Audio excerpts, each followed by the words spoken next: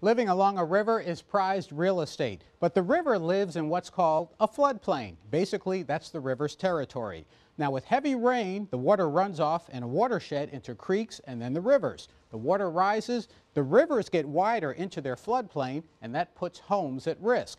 Now, development may hide the signs of a floodplain, but the river doesn't forget. Sooner or later, it reclaims its territory. It's important to understand that you do not have to live in a regulatory floodplain to experience a flood. Everyone lives downstream from something. Development has a drastic effect on the natural drainage process. And the more development you have, the more the effect on the downstream properties.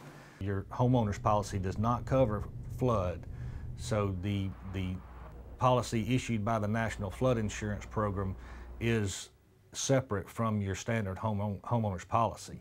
You're also 27 times more likely to be damaged by flood than you are by fire.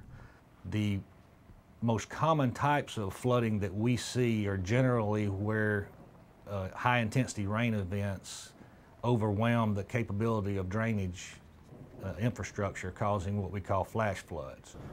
You also have river reed flooding, where the upstream rain or snow melt or both causes the river systems or watersheds to overflow.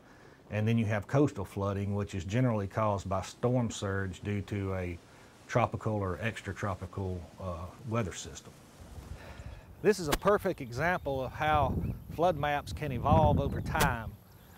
When this subdivision was constructed, it was not in the special flood hazard area. In fact, this subdivision was not even in the 500-year floodplain. This subdivision lies over a half a mile from the closest inland bay and over a mile from the Gulf of Mexico.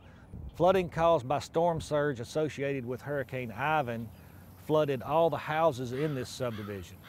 In fact, if I were sitting on this bench during that storm surge event, the water would be over my head. This property has since been placed in the special flood hazard area by a subsequent flood insurance study. Now has a base flood elevation of 6 feet. National Flood Insurance Program is doing a flood study on this area as we speak, and it's quite possible that to build in this subdivision after this new flood study takes place, you would actually have to build houses on pilings to reach the base flood elevation that would be required by the new study.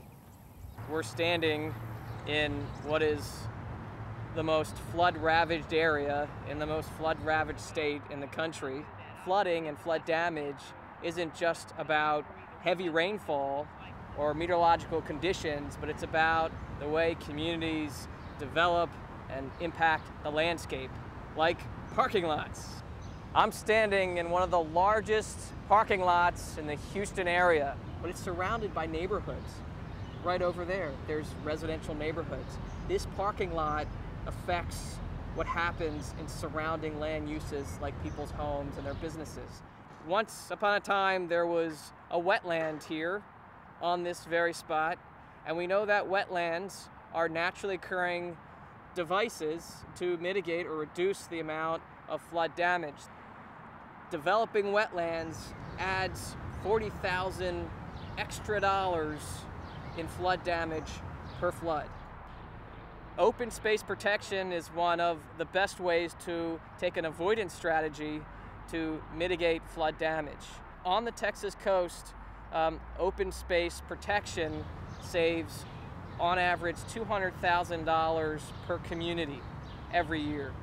And that's why it's so important to think about where we put the pavement, how much pavement, its density, its shape, but there are also site-level solutions such as permeable surfaces, and our research shows that on average, every added 10 square feet of pavement or impervious surface adds about $4,000 extra in realized flood damage. Paving our floodplains, paving our wetlands is one of the biggest drivers of flood damage and human casualties from floods. And there's no better place to observe that than along in the Houston-Galveston area.